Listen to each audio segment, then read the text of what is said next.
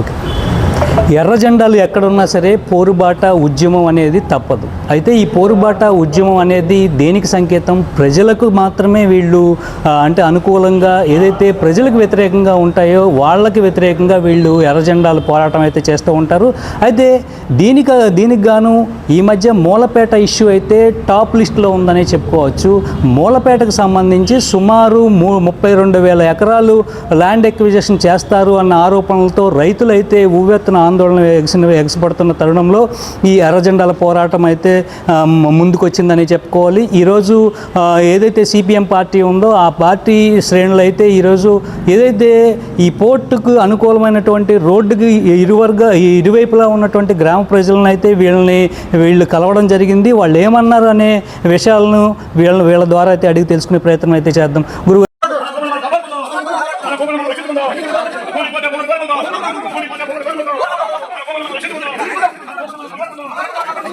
నమస్తే. ఈ పోరాటం దేనికోసం చేస్తుంది? మేము బలవంతపు భూసేకరణని వ్యతిరేకిస్తున్నాం. అలాగే మన టెక్కల్లోన మూలపేట పోర్టు పెట్టారు. అది పెట్టేటప్పుడు మనకి ఇటువైపు నుంచి టెక్కల దగ్గర నుంచి అయోధ్యపురము, బొన్నవాడ, తలగాము మీదుగా అక్కడ నౌపడ 3 రోడ్ల జంక్షన్గా రోడ్డు అడిగారు. ఆ రోడ్డే కదా అని చెప్పేసేమి మనం బొన్నవాడ వాళ్ళంతా ఈ ప్రాంతం రైతులంతా ఇవ్వడం అనేది జరిగింది. అయితే ఈరోజు రోడ్డుకి అటు 1.5 కిలోమీటర్న్నర ఇటు 1.5 కిలోమీటర్న్నర భూములు అన్నీ మొత్తం కావాలంటారు. కానీ ఈ భూములన్నీ కూడా చాలా ఖరీదైనటువంటి 2 పంటలు పండి పుష్కలంగా నీటి వనరులు ఉన్నటువంటి భూములు ఇవి. కానీ ఇటువంటి భూములనేమి ఇవే ఈరోజేమి పోర్టుకి అనే పేరు మీద పోర్టు అనుబంధ పరిశ్రమలు పెడతామని అంటారు. పోర్టు అనుబంధ పరిశ్రమలు పెట్టడానికి పంట భూములు తీసుకోవడం అనేది చట్టవిరుద్ధమైంది. అటువంటి వీటి మీద ఇది కేవలం ఏంటంటే కార్పొరేట్ కంపెనీ వీటి మీద ఈ భూములను తీసుకొని కొంతమంది వ్యక్తులను కలుపుకొని అధికార పార్టీ వాళ్ళని అలాగే కొంతమంది పెట్టుబడిదారులను కలుపుకొని వీళ్ళు వ్యాపారం చేయాలనే ఒక దురుద్దేశంతో రైతాంగాన్ని మోసం చేస్తున్నారు. ఆ రకంగా మోసం చేసి భూములు తీసుకోవాలని ప్రయత్నం చేస్తున్నారు. బొన్నవాడ గ్రామం ఉంది. పూర్వం నుంచి ఎర్రనాయుడు గారు ఉన్నప్పటి నుంచి అది మా దత్తత గ్రామము మాకు అని చెప్పేవాళ్ళు. కానీ అటువంటి దత్తత గ్రామానికి ఈరోజు వెళ్ళి రైతాంగం వెళ్ళి ఏమిటి సార్ ఇలాగ రెవెన్యూ అధికారులు ప్రకటన చేశారు ఏమిటి సార్ అంటే అతను తిరిగేమి బెదిరించే పరిస్థితి ఏమి ఇవాళ కనిపిస్తుంది.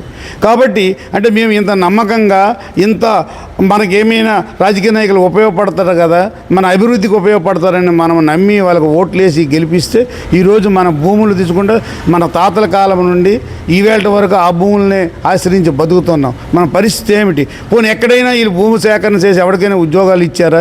ఎక్కడైనా అభివృద్ధి చేశారంటే ఎక్కడా లేదు. అలో లక్షణ అనేసి గంజి కోసం తిరిగికునే పరిస్థితి ఈవేళ అన్ని ప్రాంతాల్లో ఉంది. కాబట్టి ఆ పరిస్థితి ఇక్కడ రానియకూడదు అనేసి రైతాంగం అంతా సిద్ధంగా ఉన్నారు. మేము కూడా అందులో మాకు భూములు ఉన్నాయి.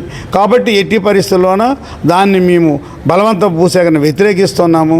కాబట్టి అభివృద్ధి అనేది ఇది ఒట్టి అబద్ధమైన ప్రచారము. కేవలం వీళ్ళ అభివృద్ధిగా చూస్తున్నారు. సిపిఎంగా మేము దాన్ని వ్యతిరేకిస్తున్నాం. రైతాంగం సంపూర్ణ మద్దతు ఉంది. సార్, అదేవిధంగా చూసుకుంటే గత నెల రోజుల కాడి నుంచి కూడా మీరు ఈ పోరుబాట ఉద్యమం అనేది చేస్తున్నారు. అంటే రైతుల ద్వారా మీరు ఏం సందేశం తెలుసుకున్నారు? పోర్టు పరిసర గ్రామాల్లో బలవంతపు భూసేకరణ ఆపాలని కోరుతూ ఈరోజు గ్రామాల్లోనే ఇప్పటికే పర్యటన చేయడం జరిగింది. ప్రజలంతా కూడా ప్రతిఘటనకు సిద్ధంగా ఉన్నారని చెప్పి ఇప్పటికే తెలియజేస్తున్నారు. ఈరోజు వ్యవసాయ శాఖ మంత్రి కింజరాపు అచ్చెన్నాయుడు గారిని మేము ఒక ప్రశ్న తెలుసుకున్నాం. ఏంటనంటే ప్రజల భూమిని తీసుకెళ్ళి నువ్వు కార్పొరేట్ కంపెనీలు కట్టబెట్టడమే అభివృద్ధి అని చెప్పి మేము వ్యవసాయ శాఖ మంత్రి అచ్చెన్నాయుడు గారిని మేము ప్రశ్నిస్తున్నాం. అంతేకాదు ఈరోజు జీవనాధారమైన తరతరాలుగా జీవిస్తాను ఈ భూముల మీద. ఈ భూములు 23 గ్రామాల నుంచి సుమారు 32,000 ఎకరాల భూమి ఇవాళ కార్పొరేట్ కంపెనీలు నువ్వు కట్టబెడతావా?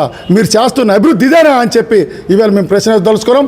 అంతేకాదు ఈ జిల్లా అభివృద్ధి చెందాలంటే ఈ జిల్లాలో ఉండే పెండింగ్ ప్రాజెక్టులు మీరు పూర్తి చేయండి. చివరి భూములు వాళ్ళకి 2 పంటలకు నీరిస్తే ఈ జిల్లా సస్యశ్యామలం అవుతాయి తప్ప ప్రజల భూములు తీసుకెళ్ళి రైతాంగం భూములు తీసుకెళ్ళి ఇవాళ మీరు భూ దోపిడీ చేస్తామంటే మాత్రం ప్రజలు సిద్ధంగా లేరు.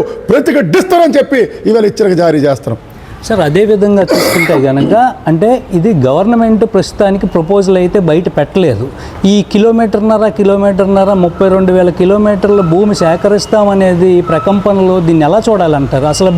అంటే ప్రభుత్వ అధికారులు అయితే మేము చెప్పలేదు అనే నానుడే అట్నుంచి వస్తుంది, ఇక్కడేమో రైతులైతే ఆందోళన చెందుతున్నారు. ఏంటి దీన్ని ఎలా చూడాలి మనం? ప్రభుత్వమే ఇట్లాంటి లీకులు ఇచ్చింది. ఆల్రెడీ ఇండస్ట్రియల్ పార్క్ పేరుతో మేము భూములు సేకరిస్తామని చెప్పి ప్రభుత్వం ఆల్రెడీ ప్రకటనలు చేసి ఆ విధమైన ప్రయత్నం చేస్తుంది. అందుకోసమే ఇదేదో మేము చెప్పలేదు అప్పలేదు అనేది ఏం కాదు. ఇది ఆల్రెడీ ప్రభుత్వం ఆల్రెడీ లీకులు ఇచ్చి ప్రజలకి ఆల్రెడీ చెప్పడం జరిగింది కాబట్టి దీన్ని వ్యతిరేకిస్తాం. ఎట్టి పరిస్థితుల్లో రైతులు భూములు జోలికి వస్తే మాత్రం ప్రతిఘటన తప్పదని మాత్రం హెచ్చరిక జారీ చేస్తాం.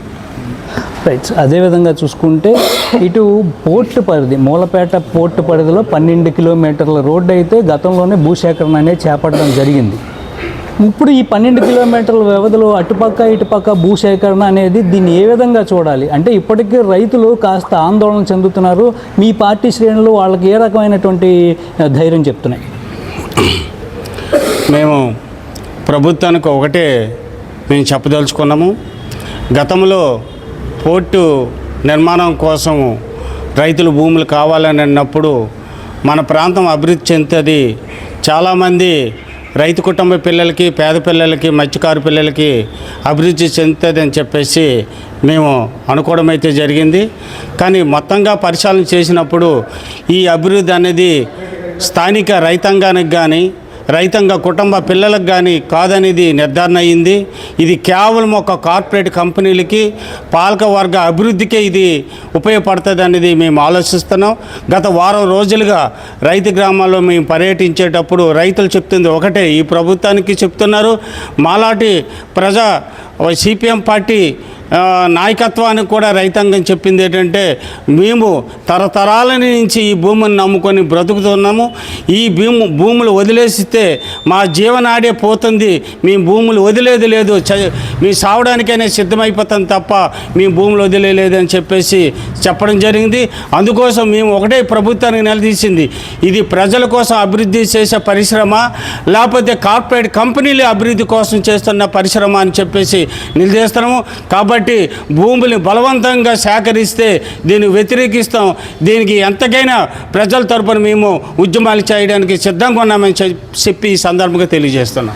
సార్ అదేవిధంగా చూసుకుంటే మొన్న రాష్ట్ర వ్యవసాయ శాఖ మంత్రి అచ్చెన్నాయుడు గారు కూడా ప్రస్తావిస్తూ కూడా గతంలో మేము ఈ భావనపాడు భూసేకరణ టైంలో కూడా ఎర్ర జెండాలు చాలా వరకు వచ్చాయి, అంటే అభివృద్ధికి ఆటంకం పరుస్తుందా ఎర్ర జెండాలు, లేకపోతే ఏంటి అసలు ఆయన మాటల్లో ఏం చూడాలి మనం? అట్లా ఆయన ఏమనుకున్నా ప్రపంచ దేశంలో చూసుకుంటే ఎర్ర జెండా ఉన్న దేశాల్లోనే అభివృద్ధి ఉంది. మిగతా దేశాల్లో ఎక్కడ కూడా అభివృద్ధి లేదు. ఈరోజు అభివృద్ధి లేక నా అమెరికా ఫస్ట్ అనుకొని చెప్పుకునే ట్రంప్ అక్కడ అభివృద్ధి లేక ఇతర దేశాల మీద కొల్లగొట్టి సంపాదన చేసే పరిస్థితులు ఉన్నాయి. కనుక చైనాకి ఆ స్థితి లేదు. ఎర్ర జెండా నాయకత్వం ఉంది కనుక అది ఎవరి మీద దాడి చేయడం లేదు, దాని సంపదను సృష్టించుకుంటుంది.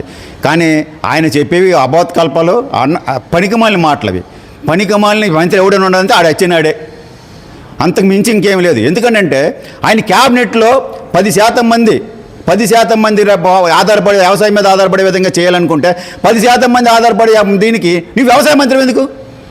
మరి అట్లాంటి అక్కడే వ్యతిరేకించాలి కదా. వ్యతిరేకించిన పరిస్థితి ఏమిటి? ఎర్ర జెండా ఉన్న దగ్గరే అభివృద్ధి, ఎర్ర జెండా లేకపోతే అభివృద్ధి లేదు. ఎర్ర జెండే అభివృద్ధికి మూలం. అది ఆయన తెలుసుకోవాలి. ఆయన మాతో కలిసి తిరిగినప్పుడు కూడా ఎర్ర జెండా వాళ్ళు ఉండాలని చెప్పుకున్న రోజులు కూడా ఉన్నాయి.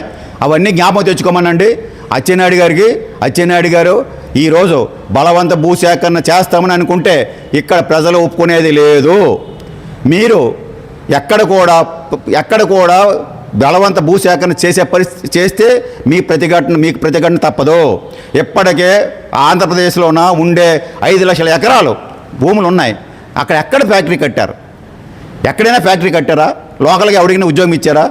మొన్న కాకినాడ సెల్సలోన 15,000 ఎకరాలు తిరిగి ఇచ్చారు మేము కట్టలేమని చెప్పేసి. మరి అప్పుడు ఏమిటి మీ పరిస్థితి ఏమిటి?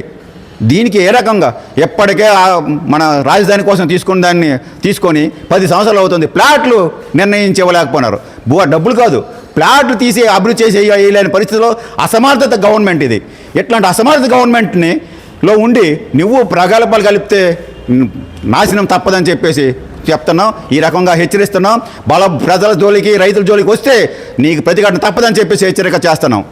సార్ అదేవిధంగా చూసుకుంటే ఇప్పుడు ఈ మూలపేట పరిసర ఏదైతే ఈ మూలపేట పరిసర గ్రామాలు అయితే ఏదైతే ఉన్నాయి ఈ రోడ్డు అనుసంధాన గ్రామాలు 28 గ్రామాల తాలూకా భూములు కోల్పోయే దిశగా రైతులు ఉన్నారు ప్రస్తుతానికి ఈ పోకడలో. అసలు నిజంగా చూసుకుంటే అచ్చెన్నాయుడు రాష్ట్ర వ్యవసాయ శాఖ మంత్రి. ఇప్పుడు ఈ రాష్ట్ర మంత్రి ఈ విధంగా ఒకవేళ భూ దోపిడీకి పాల్పడుతున్నారు అనేది ఒక వాదన ఉంది. దీన్ని ఎలా చూడాలి? మీ సిపిఎం పార్టీ ఏ విధంగా దీన్ని ఖండిస్తుంది? ఈరోజు అచ్చెన్నాయుడు మంత్రిగా ఉండి భూ దోపిడీకి పాల్పడుతున్నాడని వాస్తవం. ఈరోజు మేము అడుగుతున్నాం, రాష్ట్రంలో కొద్ది దేశంలో కూడా పోర్టులకి ఎంత భూమి అవసరం అంత భూమితో కేటాయించారు. ఆ భూముల్లో పోర్టులు కట్టడానికి సరిపోద్ది ఆ ల్యాండ్. కొత్తగా ఇప్పుడు సేకరించాల్సిన అవసరం అయితే లేదు. మేము చెప్తుంది ఏంటంటే ఈరోజు ఏదైతే పోర్టుల కోసం అని చెప్పేసి అదనంగా తీసుకుంటున్న భూమి అంతా కూడా వీళ్ళు దోపిడీ కోసం అనేది స్పష్టంగా తెలుస్తుంది. అది 100% కరెక్ట్. ఇది ఎట్లా తీసుకుంటున్నారని చెప్పేసి అంటే భూములు ఈవేళ రైతుల దగ్గర నుంచి గవర్నమెంట్ సేకరిస్తుంది, అభివృద్ధి పేరుతో తీసుకుంటుంది. ఇన్ టర్న్ ఏం చేస్తున్నారంటే రేపు ఇదే అధికార ప్రతినిధులు వాళ్ళ తాలూకు అనుయూలను వచ్చేమి ఏంటంటే వాళ్ళ ప్రతినిధులుగా పెట్టుకొని గవర్నమెంట్ దగ్గర లీజ్ పేరులతో వచ్చేమేంటి తీసుకొని రేపు ఆ యార్డులుగా సృష్టించి ఆ యార్డుల్లో వచ్చి వీళ్ళు టంటలు వేసుకొని అద్దులకు ఇచ్చుకోవడానికి డబ్బులు సంపాదించుకోవడానికి ఈ రకమైనటువంటి దోపిడీకి పాల్పడి దీన్ని మసిపూసి మారేడుకాయలాగా అభివృద్ధి అని చెప్పి వచ్చేమేంటి చెప్తున్నారు. ఈ అభివృద్ధి అనేటటువంటిది ప్రజలకి ఎటువంటి అభివృద్ధి జరిగే పరిస్థితి లేదు. గతం ఇప్పుడు మనం గంగవరం పోర్ట్ చూసాం. గంగవరం పోర్టులో చాలా భూములు తీసుకున్నారు. అక్కడ ఉపాధి కల్పిస్తామన్నారు. ఆ ఉపాధి కల్పిస్తామని అనేటటువంటి వాళ్ళకి ఏ రకమైన ఉపాధి కల్పించారు, ఏ రకమైన ఉద్యోగులు ఇచ్చారో ఒకసారి లిస్ట్ పెట్టమని చెప్పండి. వాస్తవంగా భూసేకరణ కానీ జరిగితే అక్కడ ఇండస్ట్రీలు కానీ వస్తే 70% ఉద్యోగాలు ఇవ్వాలని ఉంది రూల్ అది. కానీ వీళ్ళు ఎవరికి ఇస్తున్నారు? ఎవరు కూడా అడ్మినిస్ట్రేషన్ సైడ్ కానీ ఇంకా వేరే సైడ్ కానీ లేదు. వచ్చినంతా కూడా బస్తాలు మోసుకుని ఉద్యోగాలు ఇస్తున్నారు. ఆ బస్తాలు మోసుకునే ఉద్యోగమైనా ఈ శ్రీకాకుళం జిల్లా యూత్కి ఈ విజ్ఞానవంతులకి కళాశాలగా మార్చడమేనా? ఇంకా అంతకు మించి ఇంకేమైనా సరే అభివృద్ధి జరగదా? జరిపేటువంటి ఆలోచన ఈ మంత్రులకి లేదా అని చెప్పి మేము ప్రశ్నిస్తాము. కారణం ఏంటంటే ఈవేళ వాళ్ళ అభివృద్ధే ప్రజల అభివృద్ధి అని చెప్పేసి చెప్పడం తప్ప కానీ వాస్తవ అభివృద్ధి అనేటటువంటిది వీళ్ళ దోపిడీ కొనసాగించుకోవడానికి దోపిడీ కోసమే అభివృద్ధి అనేటటువంటిది తెలుస్తుందని మరోసారి మేము హెచ్చరిస్తున్నాం. ఇప్పటికి కూడా వచ్చాం ఏంటంటే ఈ దేశంలో చాలా పోర్టులు ఉన్నా చాలా పోర్టులకు ఎంత భూమి అవసరం అంతే తీసుకున్నారు. ఈ రాష్ట్రంలో వచ్చాం ఏంటంటే వీళ్ళు మళ్ళా ఈ భూ దోపిడీకి వచ్చాం ఏంటంటే కొనసాగించడానికి ఇప్పుడు 32,000 ఎకరాలు ఈ శ్రీకాకుళం జిల్లాలో టెక్కలి ఈ మూలపేట ఈ ప్రాంతాలకు సంబంధించి అక్కడ వీళ్ళు ఈ భూమి అంతా తీసుకుని ఏం చేస్తారని చెప్పి అనేటటువంటిది ప్రజలందరిలో కూడా ఉంది. గత 15-20 రోజులుగా మేము తిరిగేటువంటి గ్రామాల్లో అందరూ కూడా వచ్చి దీన్నే ప్రశ్నిస్తున్నారు. ఈ ప్రజలు అడిగే ప్రశ్నలకి ఇక్కడ ఉండేటటువంటి రాష్ట్ర ఈ వ్యవసాయ శాఖ మంత్రి ముందు సమాధానం చెప్పాలని చెప్పేసి అని మేమైతే ఆయనకి అడుగుతున్నాం.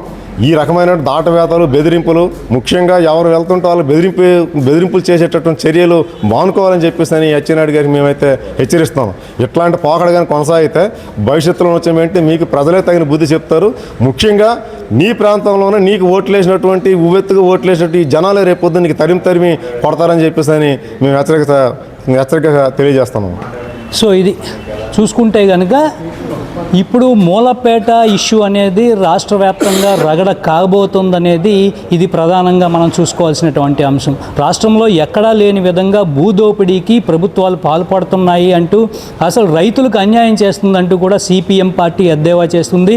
అదేవిధంగా గత 15 రోజుల్లో చూసుకుంటే ఈ 28 గ్రామాల ప్రజల తాలూకా మనోభావాలను అడిగి తెలుసుకుని గ్రామ స్థాయిలో కూడా చర్చ అనేది జరిపి ఈరోజు వాళ్ళు బాహాటంగా బయటపెట్టిన విషయాలు ఏంటంటే ప్రభుత్వం నిలువున భూదోపిడీ అనేది చేస్తుంది. ఏదైతే పోర్టు పేరు చెప్పి వీళ్ళు ఈ భూములు కొల్లగొట్టే ప్రయత్నం అయితే చేస్తున్నారు. తద్వారా ఏదైతే ఇక్కడ కింజరాపు అచ్చెన్నాయుడు కానీ వ్యవసాయ శాఖ మంత్రి అట్లాగే రామ్మోహన్ నాయుడు కానీ ప్రధానంగా భూదోపిడీకి పాల్పడుతున్నారు అనేది ప్రధానంగా వీళ్ళు చెప్పే విమర్శ. ఇట్లాంటి భూదోపిడీకి కనుక పాల్పడితే సిపిఎం పార్టీ ఊరుకునే ప్రసక్తి లేదు. రానున్న రోజుల్లో భారీ ఉద్యమాలకైతే తెరలేపుతామంటూ కూడా హెచ్చరిస్తున్నటువంటి పరిస్థితి అయితే ఉంది. రానున్న రోజుల్లో ప్రభుత్వాలను కూల్చే దిశగా కూడా ఈ సిపిఎం పార్టీ అనేది ముందుకు వెళ్తుందనేది కూడా ఈ సిపిఎం పార్టీ వాళ్ళ హెచ్చరిక రూపంలో జారీ చేసినటువంటి సమాచారం. So signing off Rauthula team.